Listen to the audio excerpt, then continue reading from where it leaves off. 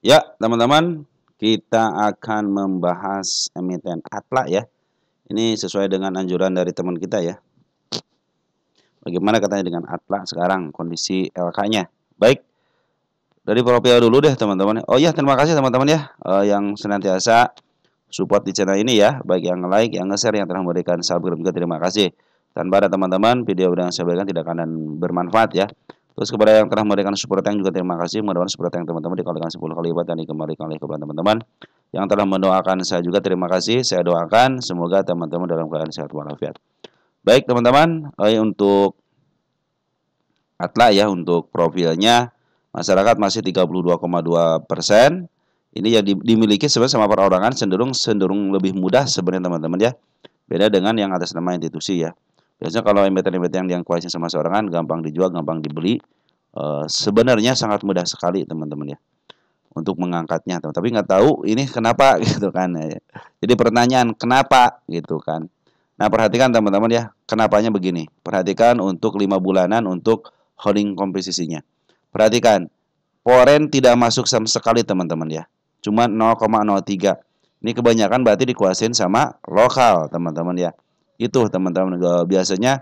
Nah si lokalnya ini bukan dari bagian daripada bandarnya. Biasanya dikuasain sama retail teman-teman ya. Kita lihat insidernya. Nah insidernya ada si Wahyudi. Teman siapa Wahyudi ini kita cek. Wahyudi yang punya emiten apa aja? Ya punya Atla doang teman-teman ya. Punya Atla doang, dia punya 5,13% tahun Mei tahun 2024. Oke, kita lihat untuk profilnya. Nah, tanggal 30 April 2025 bulan ini ya, tanggal jam 14 ada RUPS teman-teman ya. Dia ada RUPS. Ada kabar apa ya selisih itu ya? Ya, enggak ada cuman LK-nya doang ya, tanyakan LK-nya doang. Terus dari all-nya semuanya cuma RUPS doang sama warannya, warannya. Kita tidak ngebahas waran teman-teman ya. Jadi RPS sudah jadi tahun 2020 dilaksanakan juga bulan Juni. Ini lebih mepet teman-teman ya. Dan tempat yang sama tanggal 30 April. Jadi akhir bulan lah teman-teman ya. Nah, kalau teman-teman perhatikan untuk LK-nya ya. Dari net income dulu deh teman-teman ya. Mengalami kerugian menurun teman-teman ya dari 62 juta ke 21 juta teman-teman. Jadi ada penurunan ya untuk kuartal 4-nya net income-nya. Untuk perhatikan untuk revenue-nya dari 12 ke 27 ada peningkatan nih. Nah, kuartal 3 juga dari 10 ke 27 ada peningkatan untuk revenue-nya, kuartal 2-nya 20 ke 31. Sebenarnya ada peningkatan teman-teman ya. Tinggal yang ngelolanya aja nih ya, bagian-bagian yang harus dipos-poskannya harus segera dipangkas mungkin teman-teman ya. Ini juga masih bagus teman-teman secara hitung-hitungan masih bagus teman. Kenapa? Dia bisa mengurangi kerugiannya yang biasanya tahun kemarin 62 juta sekarang ke 21 juta. Tapi tetap masih rugi teman-teman ya. Untuk PRS-nya 82, temannya EPS-nya ada nggak? EPS-nya ada 0,61, tapi saya tidak akan menghitung harga wajar. Ingat, saya tidak akan menghitung harga wajar. Karena kenapa ini emiten yang baru kemarin sore teman-teman ya. Nah biasanya emiten-emiten yang baru kemarin sore itu masih dalam kekuasaan bandar teman. Jadi tergantung bandarnya mau disetir kemana teman-teman. Apakah ini dibikin emiten eksklusif atau tidaknya terserah bandarnya. Nah sebetulnya teman-teman ya untuk PRS-nya 8208. Kita lihat ini 80 berarti cenderung mahal. Kalau dari rata-rata kan karena sudah keluar teman-teman ya. Jadi teman-teman sekarang itu dalam posisi 82 artinya di harga 50 perak pun dia dalam posisi mahal teman-temannya. Mahal 82 kali. Kan standar 10 teman, standarnya 10 ya. PBB 1,85 belum di harga 50 aja belum di bawah 1 teman-teman ya. Terus harga bukunya 27 perak. Terus untuk DER-nya 0, nah ini positifnya dia tidak punya hutang teman-teman ya. Bagusnya tidak punya walaupun pendapatannya sekarang net income-nya berkurang, istilahnya tidak untung teman-teman, tapi tidak punya hutang terlalu besar ya. Dari equity 168 miliar, hutangnya hanya 3 miliar saja, cenderung masih santai lah teman-teman. Apalagi punya cash 11 miliar gitu kan. Ini 11 miliar lumayan teman-teman cash ya. ROE-nya coba lihat ROE-nya. RON-nya belum ada, belum terdeteksi, tidak bagian dividen. Revenue-nya grow-nya 119%, teman-teman ya. Gross profit 8,89%. EPS-nya ada, sebenarnya EPS-nya ada, cuman saya tidak menghitung. Kenapa? Saya bilang ini masih dalam posisi kemarin sore lah, teman-teman ya. Bahkan di sini aja si kuartal 4-nya ya, ini untuk EPS-nya aja tidak ditampilkan. Cenderung ya negatif aja udah dah gitu kan. Ini belum lengkap, teman-teman. Kenapa ini belum lengkap? Karena saya bilang kan ini masih dalam tahap kekuasaan bandar, teman-teman. Di bandar mau dikebawahin ya udah kebawahin dulu, teman-teman ya. Tinggal sebenarnya kalau teman-teman tahu ya, pengen tahu itu setiap emiten yang LK-nya baik, teman-teman, cenderung standar lah gitu ya. Dia akan dijalankan oleh bandar sesuai dengan LK-nya. Tetapi kalau yang carut marut, teman-teman ya, yang kadang-kadang dapat untung, kadang-kadang rugi, kadang-kadang dapat untung, kadang-kadang jeblok banget gitu ya. Terus lihat PR rasionya aja, teman-teman. Kalau PR rasionya besar, teman-teman ya, itu adalah hak mutlak milik bandar. Ya, hak mutlak milik bandar. Bandar cuma butuh apa? Laporan keuangannya ya ada, tidak PKPU, equity positif, tokohnya tidak bermasalah. Tokoh itu dalam artian eh, para pendiri. Pada kayak presiden tidak bermasalah, direkturnya tidak bermasalah, komisarisnya tidak bermasalah, gitu. Terus yang ngambil juga tidak bermasalah, teman. Mungkin itu masih dalam tahap istilahnya santai-santai aja, ya. Karena yang saya tahu itu seperti teman-teman, selagi tidak bermasalah, emiten-emiten itu akan tetap berjalan sesuai dengan koridornya. Karena penggeraknya itu bukan dari harga aja, teman-teman. Penggerak ataupun berita-berita yang ada yang tersebar itu adalah bumbu-bumbu biar ada penyedap rasanya. Sesungguhnya yang makan, yang ngatur untuk pergerakannya adalah seorang bandar, teman-teman. Atau market maker lah, kalau lebih kerennya market maker lah, teman-teman ya. Yang lebih kerennya market maker. Nah, disitulah yang bisa menggerakkannya. Dia mau turun, mau ke atas pun dia sudah tahu, teman-teman. Kenapa katanya saham 50 kok tidak bangkit-bangkit? Pertanyaannya, kenapa kalian terus masih pada beli gitu kan? Sementara bandarnya tidak beli. Nah, itulah yang diinginnya seorang bandar. Makan aja gitu. Kalau sanggup makan aja gitu. Kalau tidak dimakan ya nanti saya akan makan gitu.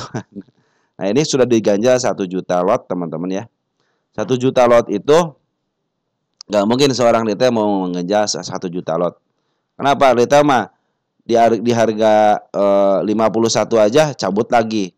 Contohnya nih retail nih, pasang di 55. Satu hari ini sampai jam 10 tidak ada yang makan, pindahin ke 52. Pindahin lagi ke 51. Balik lagi nanti ke 55 kalau ada keangkatan dikit gitu ya. Seperti itulah, teman-teman ya. Nah, kenapa si Atla ini tidak terjadi lagi kenaikan yang sangat signifikan lagi gitu kan, atau di angka 50? Yang suka saya bilang, teman, ini emiten yang di up duluan ya, 134 ke angka 289. Jadi nanti targetnya jangan jauh-jauh ya, teman-teman ya. Bisa ke angka setengah harga antar sini nih. Di angka 115 ataupun di bawah 100 lah, teman-teman, targetnya. Jadi teman-teman yang punya Atlas sementara ini targetnya di situ. Kenapa? Karena dari pungutan bandar lokal dan poinnya cenderung belum ada, teman-teman. Nih perhatikan ya. Ini bandar lokal dan poinnya cenderung belum ada. Dan suka saya bilang bahwa emiten-emiten ini adalah emiten yang lagi dipermainkan sama seorang bandar selama 3 tahun ini, teman-teman. Dia akan diterlantarkan sama seorang market makernya. Tiba-tiba boom aja ya. Nanti banyak yang beli lagi di atas tuh. Nah, itu senang bandar, teman-teman. Makanya ini lagi dibiarkan lanjut tergeletak begitu aja, teman-teman ya. Kenapa saya masih yakin ini akan di-up? Kenapa? Karena jumlah lot yang ditahannya aja 1 juta di angka 50, teman-teman ya. Itu bukan dari pasangan seorang retail, atau bukan pasangan retail biasa. Itu pasti pasangan daripada market makernya. Nah, siapa yang nahan-nahan di angka sampai 55 begini, teman-teman? Ini cenderung masih 2 digit, teman, 18, 55, 16, 35, 61. Ini masih cenderung pertahanannya masih bagus, teman-teman ya. Ini tidak sampai yang ini 700, yang ini 500, yang ini 20.000, yang ini 3.000, yang ini 1.000, yang ini 100. Nah, itu tanda-tanda bandarnya tidak konsisten, teman. Kalau ini masih konsisten di angka 2 digitan, teman-teman. Masih posisi baik, teman-teman ya. Nah, mudah-mudahan dengan smart money masuk seperti inilah, teman-teman, yang kita akan harapkan ya. Teman-teman yang punya ATA, kita punya harapan di sini, teman-teman ya. Kenapa? Smart money adalah bagian daripada retail, tetapi dia atas nama institusi. Dan dia yang sanggup bisa menggerakkan seorang bandar. Ketika smart money diketahui, teman-teman, disitulah mereka siap-siap berperang teman bersama bandar, teman-teman ya. Mau naik, mau turunnya terserah mereka. Biasanya terjadi antara 1 sampai 2 hari aja, teman-teman. Maka manfaatin itu. Tinggal tunggu dibuka kerannya aja untuk Atla ini. Buka keran ke 50-51. Di situ akan terlihat mana yang ingin cepat-cepat cut loss, mana yang cepat-cepat santai untuk keluarnya. Nah, nanti teman-teman ketahuan dari situ ya. Nah, kita cek deh dari tahun 2024 ya, bulan April, teman-teman, tanggal 16 tahun 2024 bulan April. Ini tahun 2024, cek ke bulan April. Berarti genap 2 tahun sekarang, genap 1 tahun, teman-teman ya.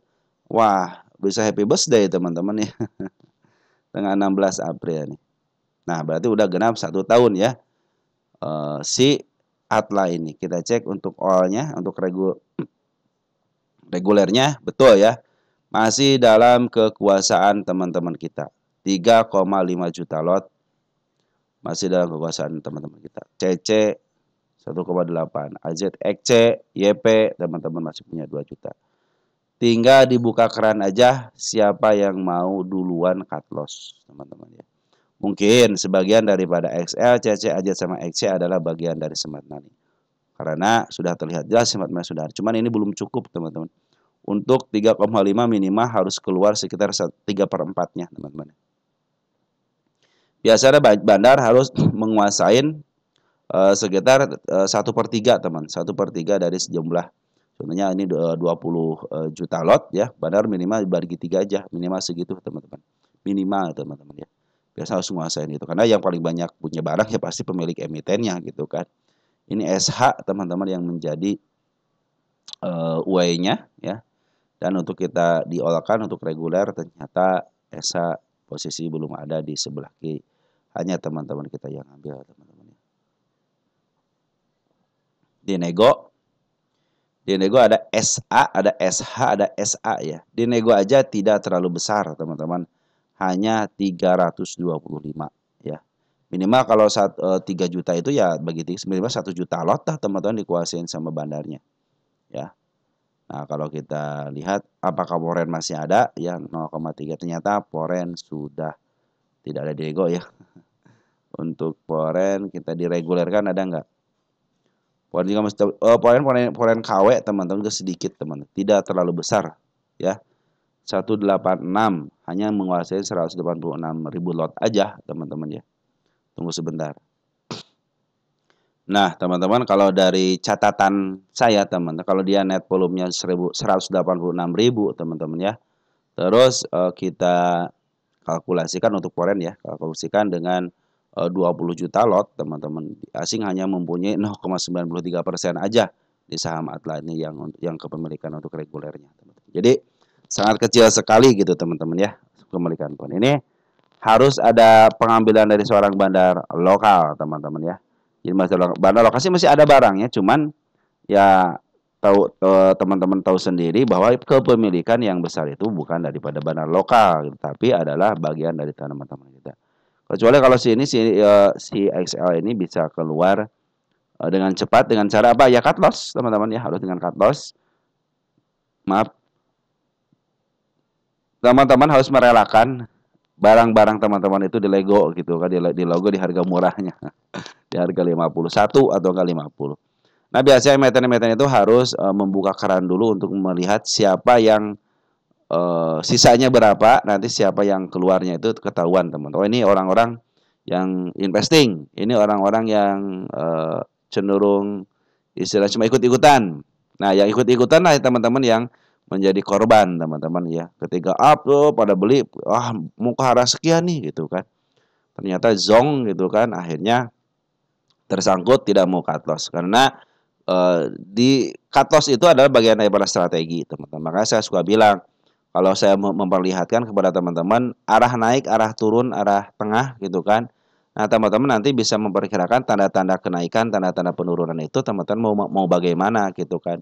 Apakah teman-teman mau nunggu dulu ke harga tengah atau teman-teman saya takut ketinggalan kereta nih. Padahal kan kereta yang lain itu pasti ada lagi, teman-teman ya. Jangan pernah takut ketinggalan kereta kalau kata teman kita itu ya. Nah, teman-teman tinggal mau ngambil di harga sekarang itu teman-teman harus punya strategi ya. Strateginya seperti apa? Apakah mau cut loss?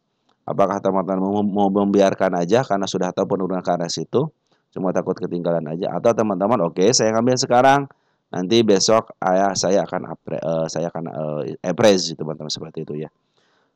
Oke teman-teman, untuk Atlas seperti itu ya. Jadi belum ada perkembangan yang signifikan karena masih dimiliki sama teman-teman kita di sini ya. Andai kan si teman-teman kita sudah keluar sekitar tinggal 1 jutaan aja teman-teman, mungkin kan 1/3-nya dikuasain sama yang lain gitu kan. Mungkin di CC inilah mungkin teman sebagian ada yang smart money-nya, ataupun di AZ itu ada smart money juga. Tapi di XL juga banyak teman. Smart money itu banyak di XL. Di YP juga ada. Cuman yang paling banyak itu adalah ini yang nyangkut itu ini teman-teman. Teman-teman YP itu banyak yang nyangkut teman-teman. Teman-teman banyak YP banyak yang nyangkut, cuma CC juga banyak yang nyangkut, AZ nyangkut. Mungkin kalau XL sama XL mungkin banyak yang average teman-teman ya, banyak yang average banyak, tapi yang paling banyak nyangkut itu sama si YP teman-teman ya. Dia punya 2 juta lot di harga lumayan 120-an teman-teman. Tapi mudah-mudahan bagian daripada smart money juga teman. Kali saya bilang kan smart money itu bagian daripada retail teman-teman, tapi asal nama institusi teman-teman. Oke, mudah-mudahan nilai positifnya dari seorang dari Atla adalah pertama dia membagikan dividen. Dia membagikan LK-nya dengan baik. Artinya ada LK keluar buat tempatnya. Walaupun rugi tapi dia mengeluarkan LK-nya. Itu bagus teman-teman ya, pertanda baik. Yang kedua, hutangnya tidak terlalu banyak ya. Equity-nya cenderung 168 miliar dan hutangnya cuma 3 miliar dan dia masih punya cash teman-teman. Dan satu lagi, Atla itu yang megang bukan atas nama institusi, atas nama perorangan. Nah, biasanya atau atas nama perorangan, teman-teman ya. Mr. Rudy ini sama Mr. Yopi. Nah, ini bisa menggerakkan dengan cepat. Apakah bisa dilego dulu, teman-teman, untuk mendapatkan duit, tapi sebat duit baru maaf harga bisa jadi seperti itu. Lebih gampang lah, teman-teman ya, untuk mensiasati. Cuman di sini sayang banget untuk si Atla ini kepemilikan porennya hanya 0,03 kalau kita bandingkan tadi hanya ke 0,93 teman-teman. Itu juga dikuasain sama teman-teman kita apa? Broker yang paling banyak itu broker bukan Foreign KW ya, Foreign KW. Artinya bandar lokal yang mengatasnamakan istilahnya pakai KTP luar teman-teman. Maka terdeteksilah Foreign KW teman-teman ya. Nah, seperti itu teman-teman ya. Itu dari saya teman-teman. Mungkin teman-teman ada yang ditambahkan, silahkan tambahkan. Itu dari saya nilai positifnya. Kepemilikannya dia perorangan, masih dalam posisi dia punya cash, terus equity-nya juga masih baik, tidak negatif. Dia melaporkan keuangannya secara berkala kuartal 4-nya. Cuman ya kenapa nggak diangkat ya seperti saya yang bilang teman-teman. Ini banyak yang ngambil itu teman-teman kita belum mengikhlaskan teman-teman ya, belum mengikhlaskan. Coba dibuka keran aja, seharusnya si bandar dibuka keran aja 5151 biasanya jatah sekitar 300 ribuan lah teman-teman. Nah, ini nanti 300 ribuan habis sekali gebrakan enggak gitu. Nanti ketahuan tuh mana yang punya retail, mana yang punya smart money. Kalau smart money kan dia cenderung tidak sedikit barangnya teman-teman ya, tidak mungkin sedikit barang makanya si smart money itu sering bertarung dengan bandar lokal ataupun polanya karena dia punya kemampuan. Itu aja teman-teman dari saya. Oke, mungkin pandangan saya untuk Atlas seperti itu. Mudah-mudahan bisa diterima sama teman-teman. Kalau ada kelebihan atau ada kekurangan silahkan ditambahkan. Kalau ada berita juga teman silahkan ditambahkan teman-teman. Kenyataan yang ada di lukisan market maker sekarang itu tidak ada yang namanya pungutan daripada bandar lokal ataupun polanya. Cenderung mereka hanya bertahan aja. Oke, sekian dan terima kasih. Salam teruntuk keluarga di rumah. Ciao.